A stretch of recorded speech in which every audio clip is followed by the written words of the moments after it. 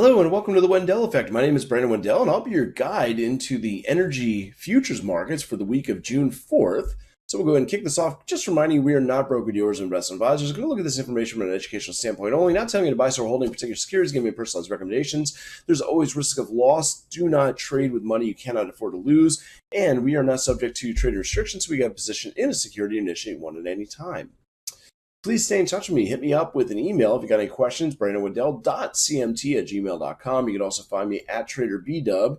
And if you could, please hit the like and subscribe. I really appreciate it. It helps us out a lot. Maybe even the notifications, that way you know when the new videos are coming out for the Wendell Effect.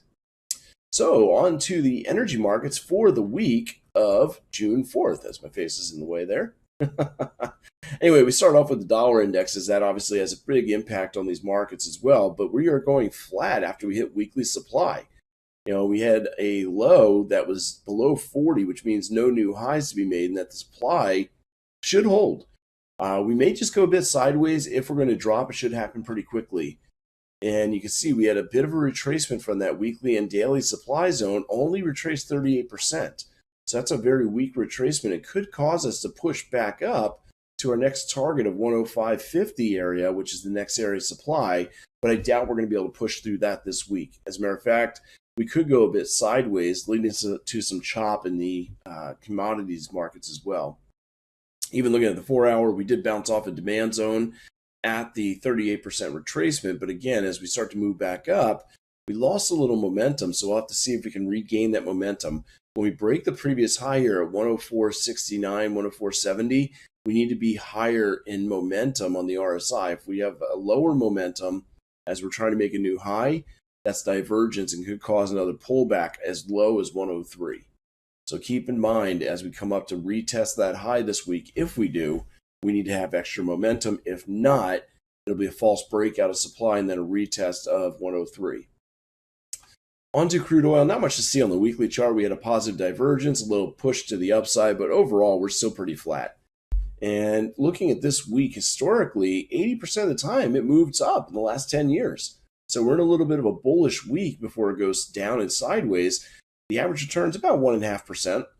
So slightly bullish bias on crude.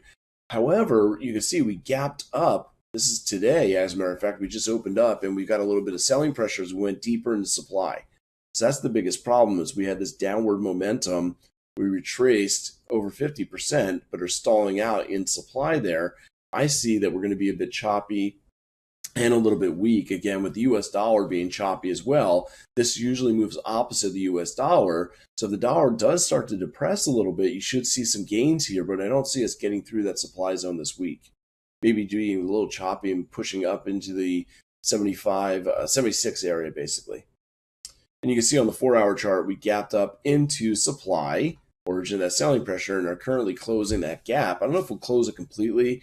There's a little bit of underlying bullishness. You saw 80% of the time in the last 10 years. This has been a bullish week, but we will stumble a little bit as we reach that 77 area, as it's the next supply zone. So look for some stair stepping up. Possible setup for day trades, intraday longs, but overall swing trading is going to be kind of choppy this week. On nat gas, this is also slightly bullish, but not much. So it's almost take it or leave it. You can see there's almost no return, but it is slightly bullish. Not so much in the last 4 or 5 years, though. On the weekly chart, not much to look at. We've just been diving. We tried to rally, couldn't do it, made new lows instead. On the daily chart, it looks as though we're getting a small reprieve, a little bit of a pullback here. We did have that deep retracement. I probably should have thrown a Fibonacci retracement here on this last impulse, but it does look like we're going to try to work our way down towards that 2 whole number.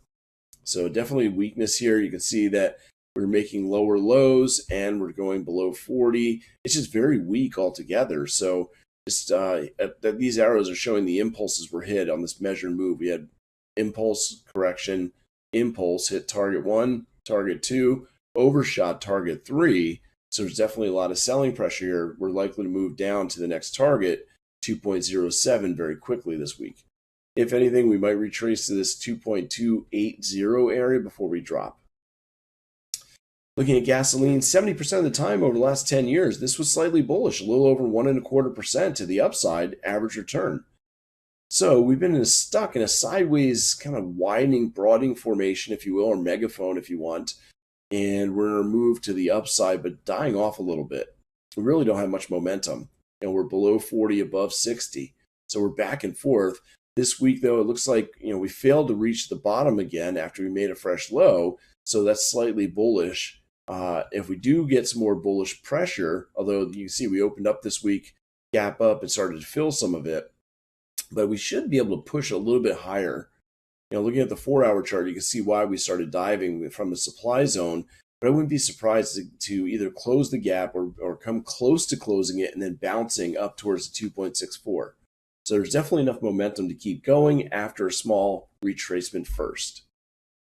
And heating oil, finally, 100% of the time for the last 3 years, not 10 years. This one only goes back 3 years on the contract. You can see, though, for the last 3 years, for this week, we've been bullish. And the average return has been 3%. So lots of bullishness. You can see we bounce off the weekly chart. We've had a gap up this week. And again, with the gap up, it's a 50% retracement of our previous move down. We still have had lows below 40, so we're not having the luck of making a new high without a pullback first. So this should try to come down and fill some of that gap before we rally. But it is supposed to finish a bullish week. If we do fill the gap, we could go as low as this little, I think it's about 2.32 in that area, and look for that as a buying opportunity if it doesn't just bounce from the gap itself. But my upside targets for the week would be the 2.44 and then maybe even as high as 2.5. So that's what I got for you for this week in the energy markets. If you got any questions, shoot me an email. Again, brandonwendell.cmt@gmail.com. You can find me on Twitter. I actively tweet about these markets as well at TraderBW. You can always send me requests there.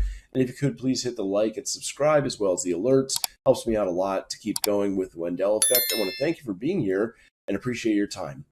Take care.